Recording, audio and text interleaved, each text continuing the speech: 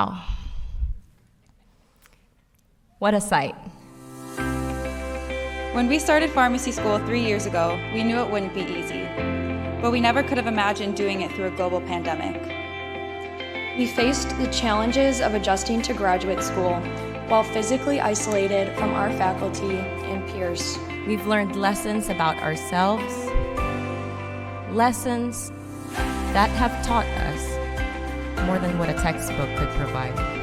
These things made us stronger and showed us what we are capable of. And now we have successfully finished pharmacy school.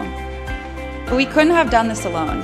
We are here today because of the constant support, encouragement, and love from our parents, significant others, children, friends, and family. While we will miss Midwestern and all of its faculty, we are ready to serve the patients who need us now more than ever. So class of 2022, I know this next chapter is a little frightening, and there may be instances where we fall, but I also know that we will fly. Be fearless, be bold, but most importantly, take care of yourselves. Thank you for choosing such a noble profession, and know that you are actively making this world a better place. Everybody please rise and congratulate the success of class of 2022.